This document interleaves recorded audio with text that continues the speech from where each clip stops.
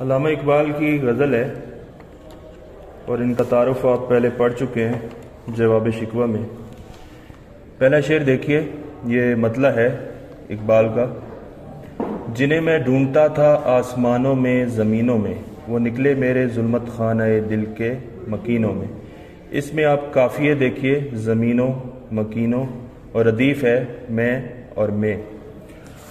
اور یہ شعر جو ہے اس میں صنعت تجنیس تام کا استعمال ہوا ہے۔ صفحہ نمبر 224 پہ آپ دیکھ سکتے ہیں، سوال نمبر 5 میں۔ کلام میں ایسے الفاظ جو املا کے لحاظ سے تو ایک جیسے ہوں مگر دونوں کے مطالب جدا ہوں، معنی مختلف ہوں، تجنیس تام کہلاتا ہے۔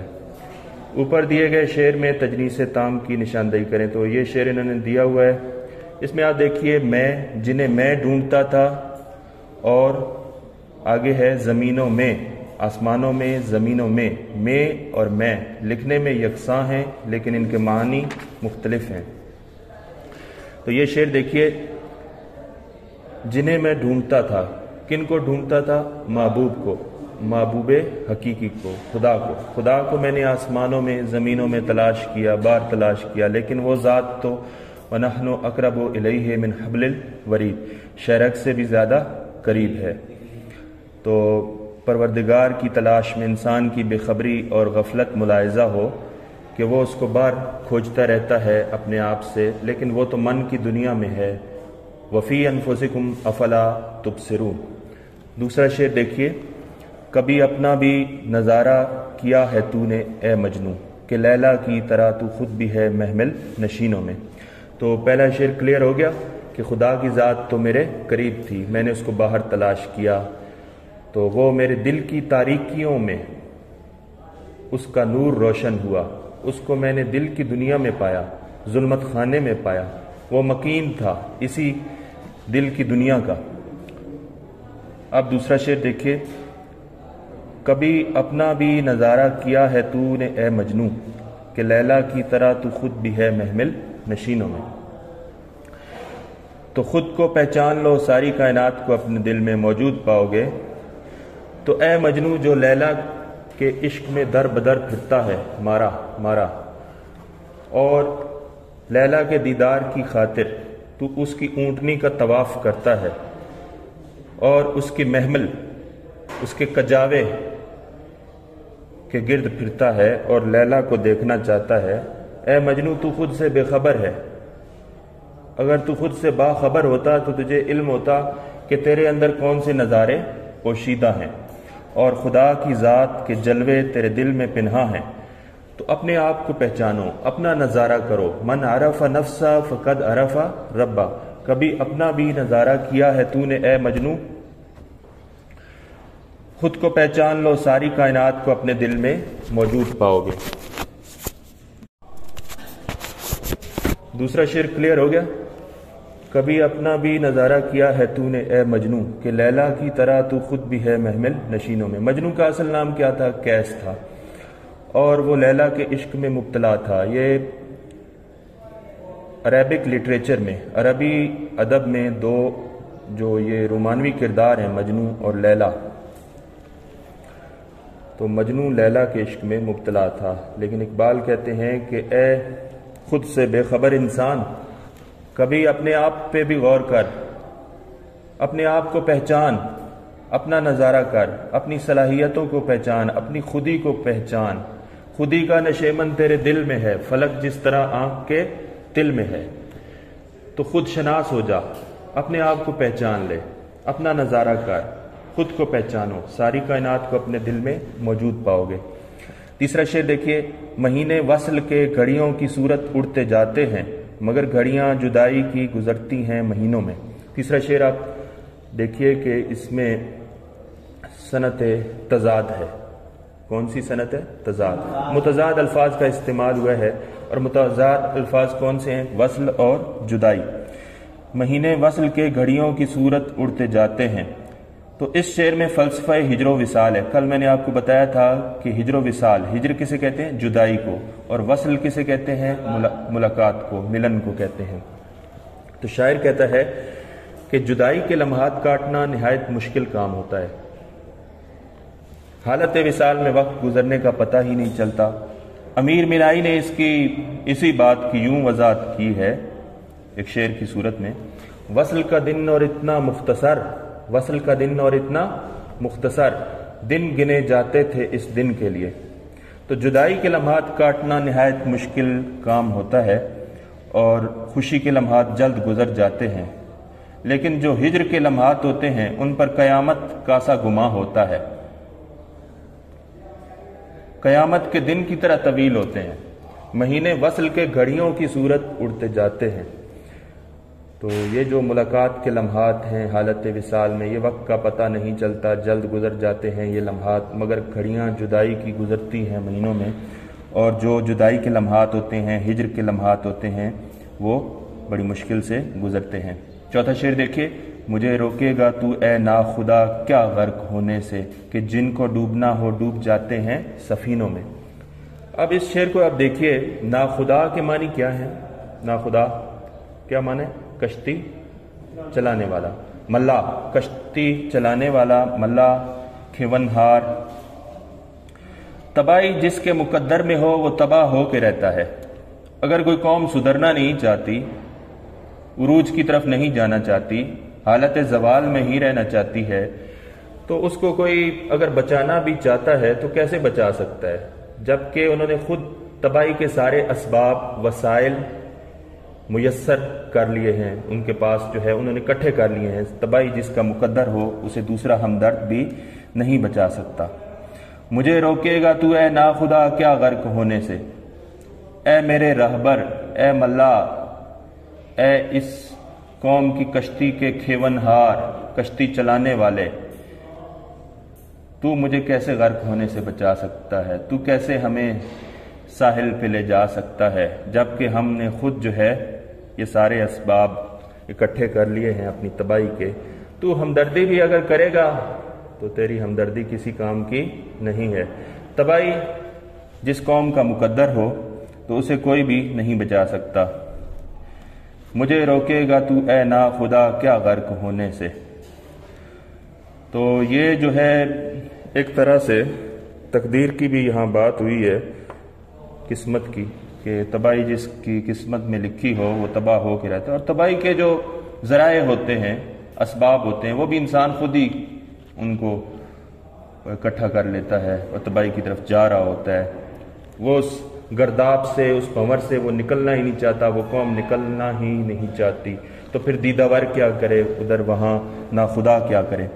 जला सकती है शमे कुश्ता को मौजे नफस उनकी, इलाही क्या छुपा होता है अहले दिल के सीनों में। इसमें यह शेर मैंने आपको बताया, कोई अंदाज़ा कर सकता है उसके ज़ोरे बाजू का। निगाह मर्द मोमिन से बदल जाती हैं तकदीरें। शमे कुश्ता, बुझी हुई शमा, मौजे नफस, इनकी सांस, इनकी फूंक। अल्लाह वाले नामुमकिन को भी मुमकिन बना देते हैं। अहले दिल की सांसों से मुर्दा दिल जिंदा हो जाते हैं। अहले दिल के सीनों में इश्क की आग होती है। तो ये जो लोग होते हैं ये बुझी हुई शमा को भी रोशन कर सकते हैं। ये अल्लाह वाले होते हैं। अल्लाह वाले ये बुझे हुए चिराग भी जला लेते हैं, और जलता हुआ चिराग फूंक मारने से बुझ जाता है, मगर इनकी फूंकों से, इनकी सांसों से, इनकी सांसें जिंदा होती हैं अल्लाह की याद से। जला सकती है शमे कुश्ता को मौजे नफस उनकी, ये नामुमकिन को मुमकिन बना सकते हैं। या अल्लाह, इलाही क्या छुपा होता है अहले दिल के सीनों में। ए खुदा, इनके दिल में, इनके दिलों में कौन सी आग पोशीदा होती है, पिन्हा होती है? तो ये इश्क की आग होती है। तो इश्क की आग की वजह से इनके सीने रोशन होते हैं, तो इसलिए इनकी निगाहों में भी तासीर होती है। जो इनके पास बैठता है वो भी जिंदा दिल हो जाता है। यक ज़माना सोबत बा औलिया बेहतर असद साला तात बेरिया। रूमी कहते हैं कि इनकी जो मजलिस में बैठता है थोड़ी देर के लिए, तो 100 साला बेरिया इबादत से, रियाकारी के बगैर, दिखलावे के बगैर अगर इबादत भी की जाए तो उसमें इतनी तासीर नहीं होगी अगर थोड़ी सी देर इनकी मजलिस में आप बैठते हैं। निगाह वली में वो तासीर देखी, बदलती हजारों की तकदीर देखी। अगला शेर देखिए, ये बुनियादी तौर पे जो दोनों अशार है ना, इसमें आप देखें कि 5वां और 6ठा शेर है, جلا سکتی ہے شمع کشتہ کو موج نفس ان کی، اور نہ پوچھ ان خرقہ پوشوں کی۔ یہ اللہ والوں کے بارے میں ہیں، درویشوں کے بارے میں، صوفیوں کے بارے میں اور اہل اللہ کے بارے میں، اہل دل۔ نہ پوچھ ان خرقہ پوشوں کی، ارادت ہو تو دیکھ ان کو، ید بیضا لیے بیٹھے ہیں اپنی آستینوں میں۔ اب اس شعر میں تلمیح کا استعمال ہے، نہ پوچھ ان خرقہ پوشوں کی، ارادت ہو تو دیکھ ان کو۔ ان درویشوں کی، ان اہل دل، یہ جو دل والے ہوتے ہیں، اللہ والے ہوتے ہیں، اولیاء اکرام ہوتے ہیں، جن کا تعلق خدا سے ہوتا ہے، ان کی شان کیا پوچھتے ہو؟ ان کی عظمتوں کے بارے میں کیا پوچھتے ہو؟ نہ پوچھ ان خرقہ پوشوں کی، ارادت ہو تو دیکھ ان کو، جا ان کی مجلس میں بیٹھ، ان کے پاس بیٹھ، انہیں دیکھ عقیدت سے، محبت سے۔ ان خرقہ پوشوں کی، یہ جو خرقہ پوش ہیں، ان کا جو لباس ہے خرقہ ہے، درویشوں کی گدڑی ہے، اور یہ درویش صوفی، یہ بظاہر سادہ لیکن غیر معمولی روحانی قوتوں کے حامل ہوتے ہیں۔ اور ادم نے کہا ہے وہ جو تیرے فقیر ہوتے ہیں آدمی بے نظیر ہوتے ہیں۔ تو اس میں تلمیح کا استعمال ہے۔ تلمیح عربی زبان کا لفظ ہے اور لغوی معنی اس کے ہوتے ہیں اشارہ کے، ید بیضا، روشن ہاتھ، روشن ہتھیلی۔ حضرت موسیٰ علیہ السلام کا جو معجزہ ہے، معجزہ کسے کہتے ہیں؟ جو عقل کو عاجز کر دے۔ تو حضرت موسیٰ علیہ السلام اپنا ہاتھ بغل میں لے کے جاتے تھے، اللہ تعالیٰ نے ان کو یہ معجزہ عطا کیا تھا، پھر سامنے لاتے تھے تو اس میں روشنی ہوتی تھی، روشن ہوتا تھا، نور ہوتا تھا۔ ید بیضا لیے بیٹھے ہیں اپنی آستینوں میں، وہ چمک اٹھتا تھا۔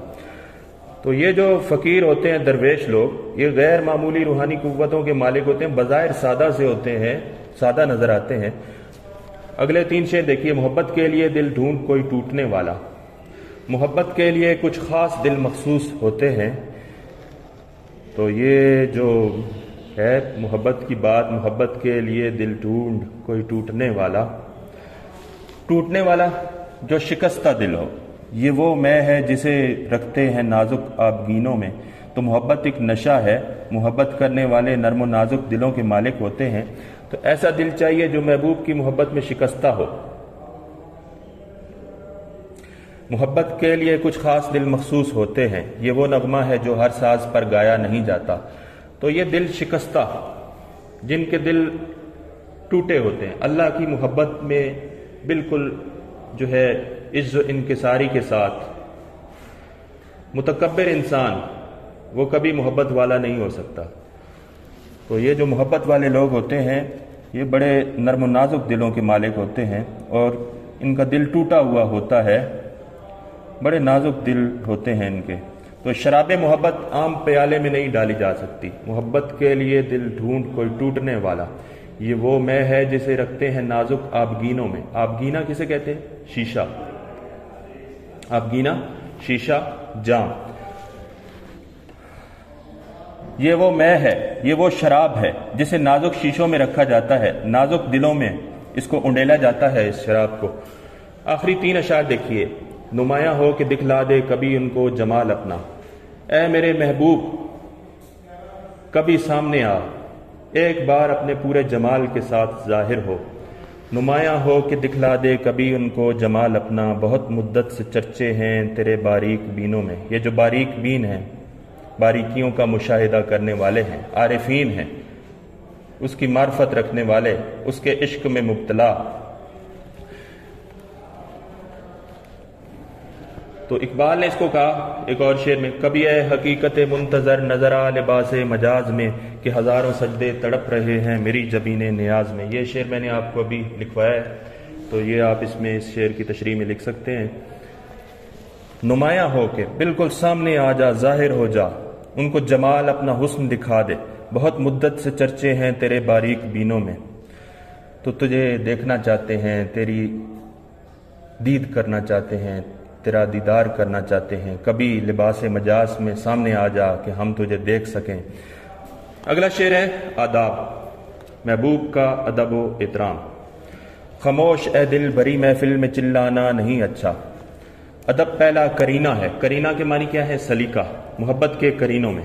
تو محبت کے آداب میں سے ہے आदाब मोहब्बत का तकाजा है कि बात सलीके से की जाए और महबूब का अदब व एहतराम बजा लाना ज़रूरी है। तो तड़प भी होती है, लेकिन तड़प का ये मतलब नहीं कि उसमें फिर आदाब को भी मलहूज़ खातिर न रखा जाए।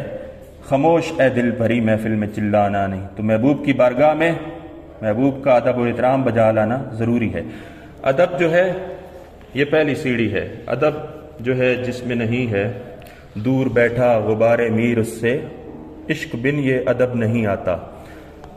तो अदब ज़रूरी है महबूब की बारगाह में, अदब व एहतराम तड़प के बावजूद। आखिरी शेर देखिए, बुरा समझूं उन्हें मुझसे तो ऐसा हो नहीं सकता। किसको बुरा समझूं? कि मैं तो खुद भी हूं इकबाल अपने नुक्ताचीनों में। जो नुक्ताचीनी करते हैं, क्रिटिसाइज करते हैं, तनकीद करते हैं, तो दूसरों की तनकीद भी आपके हक में बेहतर हो सकती है। मैं तो खुद अपने बाज़ ख्यालात पर नुक्ताचीनी करता रहता हूं। दूसरों की तनकीद का, क्रिटिसिज्म का, जो क्रिटिसाइज करता है, आपको तनकीद करता है, तो उसका बुरा नहीं मनाना चाहिए। तो दूसरों की तनकीद भी आपके हक में बेहतर हो सकती है। बुरा समझूं उन्हें मैं, बुरा समझूं उन्हें मुझसे तो ऐसा हो नहीं सकता। मैं तो ऐसा नहीं कर सकता। जो नकात तनकीद करते हैं मुझ पे कि मैं तो खुद भी हूं इकबाल अपने नुक्ता चीनों में। ये गज़ल शामिल है बांगे दरा में। बांगे दरा के मानी क्या है? काफिले की घंटी। तो काफिले की रवानगी के वक्त जो बजाई जाने वाली घंटी है। पहला सवाल देखिए, शायर ज़मीन और आसमान में क्या ढूंढता है? फितरी मज़ाहिर में खुदा की तलाश। दूसरा है वसल का वक्त जल्द क्यों बीत जाता है? तो फितरत का उसूल है कि खुशी के लम्हात गुजरने का एहसास नहीं होता। जीम देखिए, अहले दिल से कौन से लोग मुराद हैं? रूहानी कुव्वतों के मालिक, अल्लाह की रज़ा पे राज़ी रहने वाले। मोहब्बत का पहला दर्स क्या है? अव्वलीन दर्स क्या है? अदब। अदब पहला करीना है मोहब्बत के करीनों में। खुद पर आगे देखिए अगला सवाल है, खुद पर नुक्ताचीनी का क्या मतलब है? अपना एहतिसाब करना, खुद करना। और वाव देखिए, यद बैज़ा, सफ़ेद हाथ, चमकने वाला हाथ, ये मुजज़ा है हज़रत मूसा अलैहिस्सलाम का। सवाल नंबर 2 है, इस गज़ल के कवाफ़ी लिखें। काफ़िए की जमा कवाफ़ी, तो आप देख लेंगे। सवाल नंबर 3 हो चुका, इसमें सनत तज़ाद है। महीने वसल के घड़ियों की सूरत उड़ते जाते हैं, मगर घड़ियाँ जुदाई की गुजरती हैं महीनों में। तो वसल और जुदाई ये सनत तज़ाद है। इसमें आप मजीद अशार भी लिख सकते हैं। ज़मीन चमन गुल खिलाती है क्या क्या, बदलता है रंग आसमां कैसे कैसे। ज़मीन और आसमान ये अपोजिट हैं, मुतज़ाद हैं, सनत तज़ाद। कलाम में, शायरी में जब मुतज़ाद अल्फाज का इस्तेमाल किया जाएगा तो उसको क्या कहेंगे? सनत तज़ाद। सवाल नंबर 4, मानी लिखने। नुक्ताचीन, तनकीद करने वाला, यद बैज़ा, ये तलमी है, तो ये मैं आपको बता चुका हूँ। सफ़ेद हाथ, उसके बाद बारीक बीन, बारीकी से जायज़ा लेने वाला, गहरा मुशाहिदा करने वाला, मौजे नफस फूंक, महमल नशी। महमिल कजावा, तो ऊंटों पर कजावा मौजूद होता है और उसमें जो पर्दा नशीन खवातीन बैठा करती थी, तो महमिल नशीन उस कजावे में बैठने वाले को कहते हैं। इरादत, अकीदत। सवाल नंबर 5 देखिए, ये सनत तजनीस ताम है।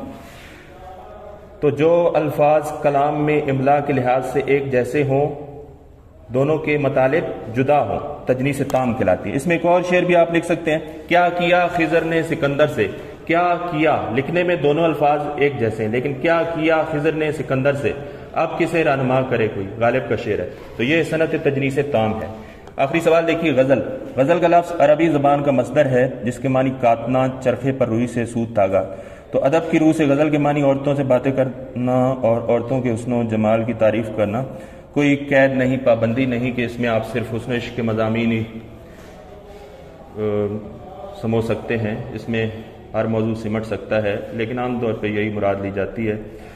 तो गज़ल नज़्म की ऐसी सिन्फ है जिसमें इश्क व मोहब्बत का जिक्र होता है। गज़ल में कम से कम 5 अशार होते हैं और ज़्यादा की कोई पाबंदी नहीं है। तो इस पर मैंने दूसरी गज़ल की तारीफ पे वीडियो बनाई है, वो भी आप देख सकते हैं। तो ये लेक्चर यहाँ पे ख़त्म करते हैं।